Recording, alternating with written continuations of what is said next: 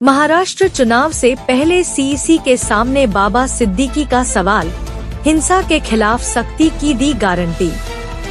महाराष्ट्र में विधानसभा चुनाव कराने की तैयारी शुरू हो चुकी है।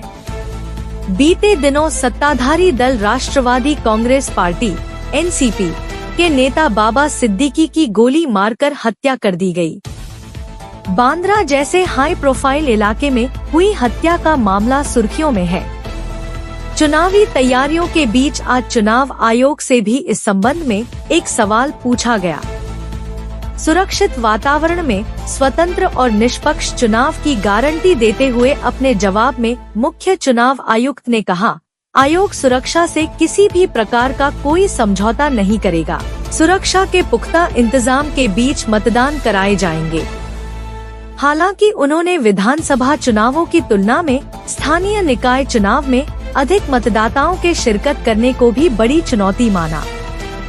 मतदान के प्रति शहरी लोगों की उदासीनता चिंताजनक। मुख्य निर्वाचन आयुक्त राजीव कुमार ने कहा कि महाराष्ट्र जैसे प्रदेश में एक ही चरण में विधानसभा चुनाव स्वतंत्र और निष्पक्ष तरीके से कराया जाए। आयोग इस बात का पूरा ध्यान रख रहा है। उन्होंने व्यापक जनभागीदारी का आह्वान भी किया। सिद्दीकी की हत्या के बाद उपजी सुरक्षा संबंधी चिंताओं को स्वीकार करते हुए राजीव कुमार ने कहा, चुनाव आयोग पहले से ही मतदान के प्रति शहरी लोगों की उदासीनता के मुद्दे से निपटने में लगा हुआ है। आदर्श आचार संहिता लागू, किसी भी तरह की हिंसा अस्वीकार्य। बकौल राजीव कुमार, आदर्श आचार संहिता लागू रहने के दौरान राज्य के पुलिस अधिकारियों को राजनीतिक रंग वाले अपराध से निपटने के लिए सख्ती करने का निर्देश दिया जाएगा। अभी तक हमारी कोई भूमिका नहीं थी। जैसे ही एमसीसी लागू होगी, हम इस पर सख्त रुख अपनाएंगे। किसी भी तरह की हिंसा अस्वीकार्य है।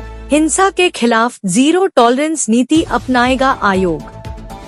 महाराष्ट्र में आदर्श आचार संहिता लागू होने के बाद हिंसा, खासकर राजनीतिक हस्तियों के खिलाफ हिंसा को रोकने के लिए सख्त रुख अपनाने की गारंटी देते हुए मुख्य चुनाव आयुक्त राजीव कुमार ने कहा कि वे राज्य की पुलिस को यह स्पष्ट कर देंगे कि किसी भी तरह की हिंसा नहीं होनी चाहिए। उन्होंने हरियाणा और जम्मू कश्मीर में चुनावों के शांतिपूर्ण रहने का जिक्र किया और कहा कि आयोग सुनिश्चित करेगा कि दोनों राज्यों में किसी भी तरह की हिंसा न हो।